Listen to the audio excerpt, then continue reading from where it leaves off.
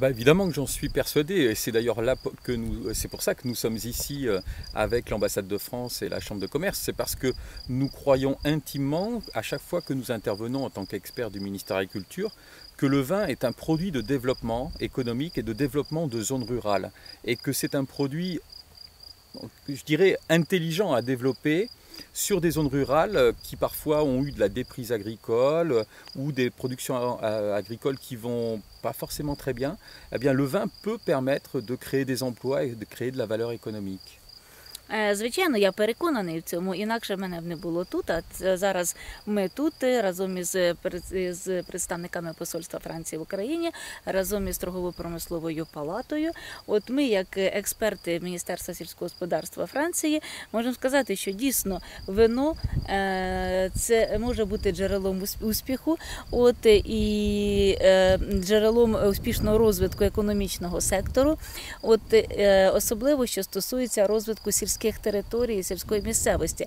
Особливо виноробство – це взагалі така галузь, яка вимагає і великих інтелектуальних зусиль, але воно дуже добре саме для тих районів, де, наприклад, які не дуже пригодні для сільського господарства традиційного, але виноробство, воно, крім того, що може стати джерелом економічного успіху, так і забезпечити створення робочих місць на селі.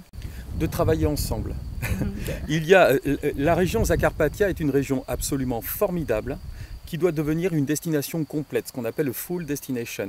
Il y a énormément de choses à voir et énormément de choses à faire. Les gens ne viendront pas en Zakarpattia uniquement pour le vin ou uniquement pour les thermes, mais je pense que c'est une destination qui peut devenir attractive pour des touristes ukrainiens, elle l'est déjà, et pour des touristes européens d'Allemagne, de France, de Grande-Bretagne. Ну, перш за все, це працювати разом. Об'єднуватися. Зрозуміло. Да, справа в тому, що Закарпаття – це дуже цікавий регіон, і він дуже привабливий для туристів, тому що ви тут можете туристам запропонувати повний спектр туристичних послуг.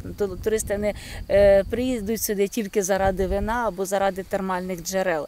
А коли ви їм зможете багато чого запропонувати, крім вина, візити, кухня і так далі, звичайно, гори, так, це буде їх приваблювати, це буде приваблювати і українських туристів, власне, вони вже у вас є, а також і європейських, наприклад, туристи з Франції, Німеччини, Великобританії, залюбки сюди приїдуть. Nous sommes persuadés, intimement persuadés, parce que c'est un modèle que nous connaissons bien. La France est numéro 1 du tourisme dans le monde et numéro 1 de l'onotourisme dans le monde, que développer le tourisme et l'onotourisme, c'est une démarche collective, publique, privée. Tous les opérateurs vont dans un développement économique. Le tourisme, c'est une activité économique et elle nécessite une démarche, une stratégie collective. Ми в цьому глибоко переконані, тому що ми є представниками Франції, а це країна номер 1 в плані туризму і країна номер 1 в світі в плані винного туризму.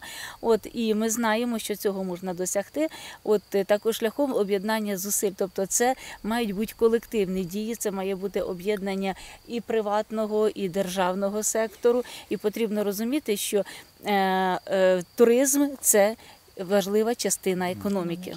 Ouais.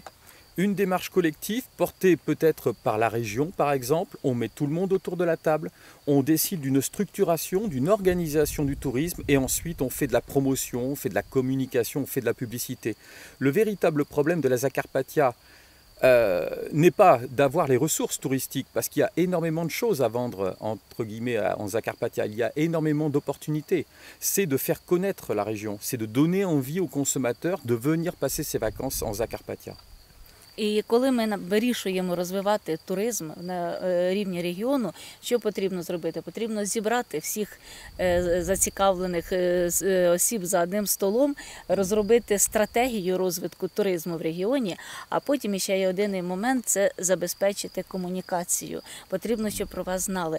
Тому що я вважаю, що найбільша проблема Закарпаття не полягає у нестачі ресурсів. Я думаю, у вас є багато чого запропонувати і багато чого показати.